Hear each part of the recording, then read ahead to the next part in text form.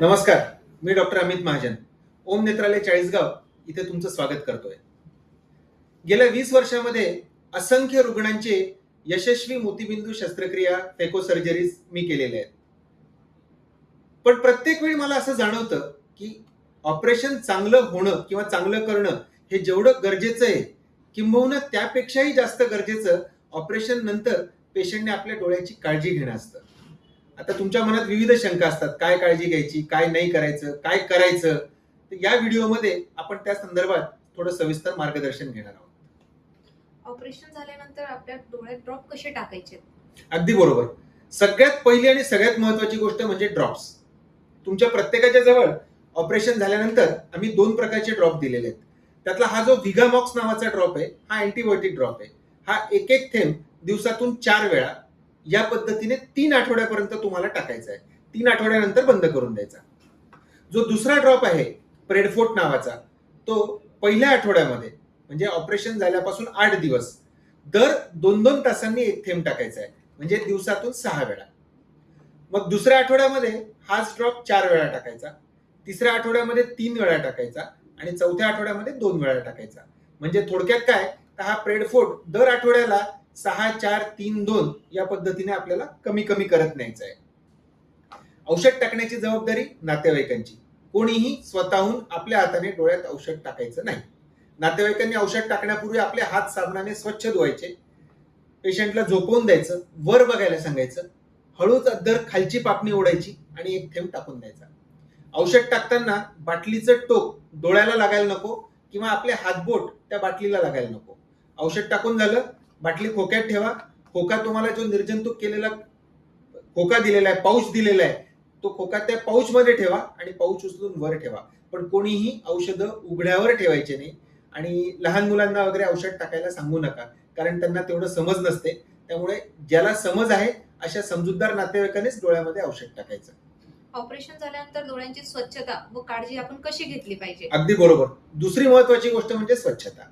Operation झाल्यावर थोडस 1-2 दिवस डोळ्याच्या आतमध्ये टोचल्यासारखं, खुपल्यासारखं वाटतं, थोडंफार पाणी येतं. काही घाबरायचं नाही. तुमच्या प्रत्येकाच्या जवळ निर्जंतुक केलेले कापसाचे गोळे दिलेले आहेत, याला आपण वाईप्स म्हणतो. नातेवाईकांनी आपले हात साबणाने स्वच्छ धुवायचे. एका बाजूने हे फोडायचा, हा वाईप बाहेर काढायचा. हा निर्जंतुक केलेला वाईप असतो. पेशंटला डोळा बंद करायला सांगायचा आणि अद्धर वरून आणि खालून फक्त पापण्या पुसायच्या, फक्त पापण्या. डोळ्याच्या आतमध्ये लावायचा नाही.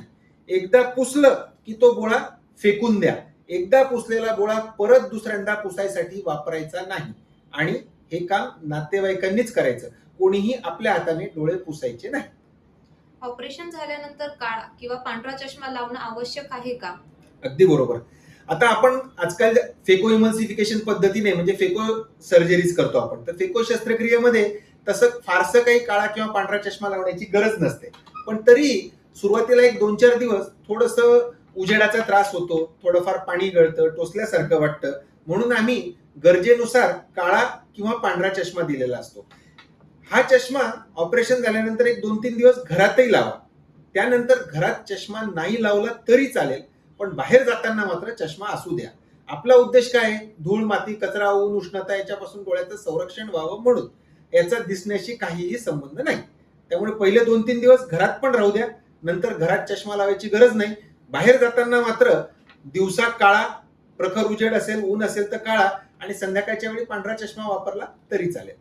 ऑपरेशन झाल्यानंतर जेवणामध्ये जेवणाचे काही पथ्य आहेत का? फार जिव्हाळ्याचा प्रश्न विचारला. मला बरेच पेशंट ऑपरेशनच्या टेबलवरच विचारतात की डॉक्टर काय खायचं. मी घासून म्हणतो की आता काही खाऊ नका, ऑपरेशन उद्या मग खा. जेवणाचं कोणालाही कुठलंही कसलंही पथ्य नाही. मी पुन्हा सांगतो, कोणालाही कुठलंही कसलंही पथ्य नाही.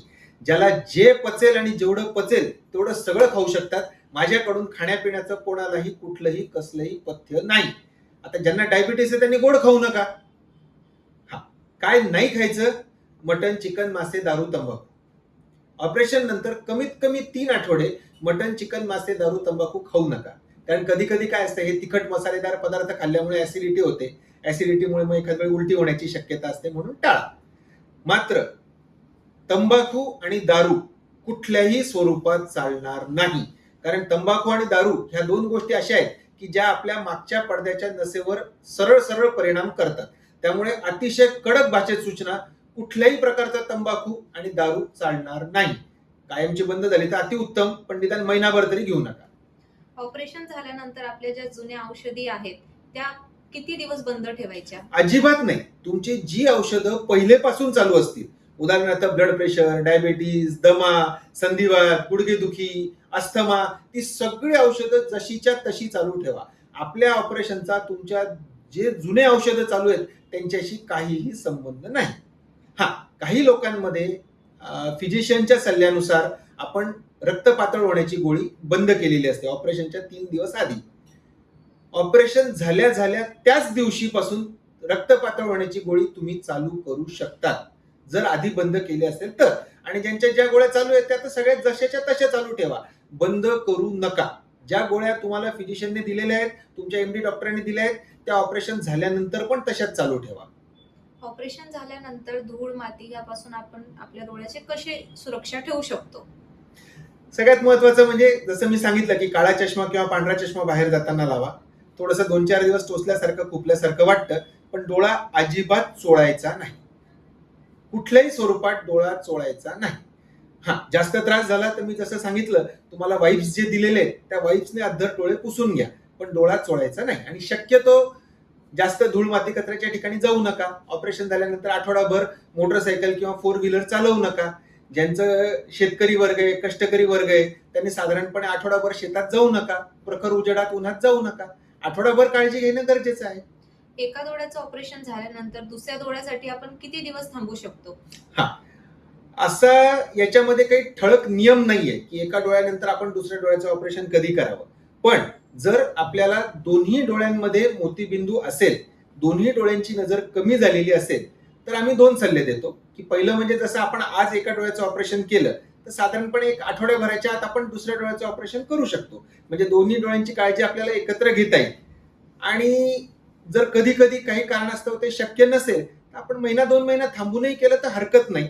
पण जर दोन्ही डोळ्यांमध्ये मोतीबिंदू जास्त प्रमाणात वाढलेला असेल तर साधारणपणे एक आठवड्याभराच्या अंतराने आपण दोन्ही डोळ्यांचे ऑपरेशन करू शकतो. ऑपरेशन झाल्यानंतर किती दिवसानंतर आपल्याला चष्म्याचा नंबर भेटतो?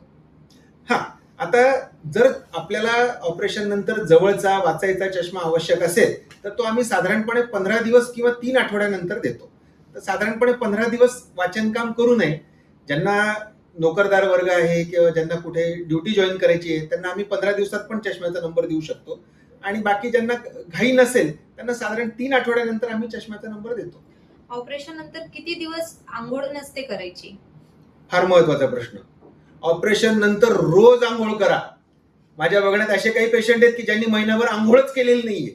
त्यामुळे ऑपरेशन नंतर रोज आंघोळ करा. खालून खांद्यावर साधारणपणे 15 दिवस डोक्यावरनं पाणी घ्यायचं नाही. जे आपलं अंग पुसायचं फडकं किंवा टॉवेल असतो तो पाण्यात भिजवायचा, पिळायचा, त्याच्याने अद्धर चेहरा पुसून घ्या, केस पुसून घ्या. स्वच्छता ही ठेवल्याच गेली पाहिजे, पण डोळ्यात पाणी जाणार नाही याची काळजी घ्या. म्हणजे असं पाणी घेऊन काही लोकांना डोळ्यावर सबके मारायची सवय असते, तर डायरेक्ट डोळ्यामध्ये पाणी जाणार नाही याची काळजी घ्या. पण आंघोळ आणि स्वच्छता ही रोज ठेवल्याच गेली पाहिजे. माणसांनी रोज दाढी करा, स्वच्छ ठेवा. बायकांनी डोक्याला तेल लावणं, वेणी फणी कंगवा याच्यात काहीही नुकसान नाही. रोज करा. स्वच्छता ठेवल्याच गेली पाहिजे. फक्त डोळ्यात पाणी जाणार नाही याची काळजी घ्या. एक साधारण 3 आठवडे. त्याच्यानंतर मग काही फरक पडत नाही. जे लोक डोक्याला डाय लावतात, कलप लावतात डोक्यांना, त्यांनी मात्र साधारणपणे महिनाभर डोक्याला केसांना डाय लावू नये. कारण कधी कधी काही लोकांमध्ये डायची रिॲक्शन येते, ॲलर्जी येते. त्यामुळे एक साधारण महिनाभर आपण डोक्याला डाय लावायचा नाही. ऑपरेशन झाल्यानंतर जर डोळा अचानक लाल झाला, सुजला तर काय करू शकतो आपण त्यावर? हा, 99% जर आपण मी सांगितलेली काळजी घेतली तर कोणाला कधीही कसलाही त्रास होत नाही. पण समजा अचानक डोळा लाल झाला, दुखायला लागलं, पाणी गळायला लागलं, अचानक दिसायला भुरकट दिसायला लागलं, तर ताबडतोब जसं असाल तसं आम्हाला कॉन्टॅक्ट करा. आपल्या प्रत्येकाच्या फाईलवरती तुम्हाला मी आपला एक इमर्जन्सी नंबर लिहून दिलेला आहे. या इमर्जन्सी नंबरवर फोन करून कॉन्टॅक्ट करा. जर तुम्ही आमच्या ओपीडीच्या वेळात आलात तर मी तर तुम्हाला भेटणारच. पण समजा त्याच्या व्यतिरिक्त तुम्हाला कधी काही शंका आली, मी पुन्हा सांगतो, जर लाल झाला, दिसणं अचानक कमी झालं, टोचल्यासारखं खोकल्यासारखं झालं, पाणी यायला लागलं, तर त्वरित आम्हाला आमच्या इमर्जन्सी नंबरवर संपर्क करायचा. आणि मनात कुठलीही शंका वाटली तर बेझिझक तुम्ही आमच्या ओपीडीत येऊ शकता. नॉर्मली मी सकाळी 9 ते 10च्या दरम्यान माझे नॉर्मल रुटीन ओपीडीचे पेशंट सुरू करायच्या आत आमचे सगळे ऑपरेशनचे पेशंट तपासतो. त्यामुळे तेवढी एक विनंती की जमलं तर सकाळी 9 ते 10च्या आत या. आणि अदरवाईज तुम्हाला कधी काही शंका वाटल्यास आमच्या इमर्जन्सी नंबरवर फोन करा. ऑपरेशन नंतर फेड तपासणीसाठी कधी यावे? आता फेर तपासणीसाठी असं असतं की समजा आपण आज ऑपरेशन केलं तर आम्ही पहिली तपासणी तुम्हाला परवा करतो, म्हणजे दुसऱ्या दिवशी करतो, आणि त्यानंतर 3 आठवड्यानंतर किंवा महिन्याभरानंतर बोलवतो. साधारणपणे प्रत्येक पेशंटला ऑपरेशन नंतर 2 वेळा आमच्याकडे फेर तपासणीसाठी यावं लागतं. बाकी त्रास झाल्यास तुम्ही कधी पण येऊ शकतात, यू आर मोस्ट वेलकम. पण नॉर्मल पेशंट्सला ऑपरेशन नंतर दुसऱ्या दिवशी आणि त्यानंतर 3 आठवड्यानंतर किंवा 1 महिन्यानंतर आम्ही फेर तपासणीसाठी बोलवत असतो. नॉर्मली मोतीबिंदूची शस्त्रक्रिया ही इतकी प्रगत झालेली आहे की बऱ्याचदा पेशंटला समजत सुद्धा नाही की ऑपरेशन झालं म्हणून. माझे कित्येक पेशंट असे असतात की जे ऑपरेशन टेबलवरनं जेव्हा आम्ही म्हणतो की काका मावशी चला झालं ऑपरेशन उठा, तर झालं संपलं. इतकं शस्त्रक्रिया, सायन्स, टेक्नॉलॉजी ऍडव्हान्स झालंय, प्रगत झालंय. पण याचा अर्थ हा नाही की आपण योग्य काळजी घ्यायची नाही. योग्य काळजी घेणं अतिशय गरजेचं आहे. ज्या शास्त्रीय गोष्टी आहेत, ज्या गोष्टींना सायंटिफिक बेसिस आहे, शास्त्रीय दृष्टिकोन आहे, त्या गोष्टी आपण नक्की पाळायच्या. आता आज जसं ऑपरेशन झालं, रोज शेजार-पाजारचे 4 लोक कमीत कमी आपल्याला भेटायला येतात आणि येणाऱ्या प्रत्येक नातेवाईकांचं आद्य कर्तव्य असतं की आपण आलोय तर काही ना काही 4 गोष्टी अकलेच्या शिकवून जाव्यात. जे मी सांगितलंय तेवढ्याच गोष्टी ऐकायच्या, याच्या व्यतिरिक्त गोष्टी एका कानाने ऐकून दुसऱ्या कानाने सोडून द्यायच्या. नमस्कार.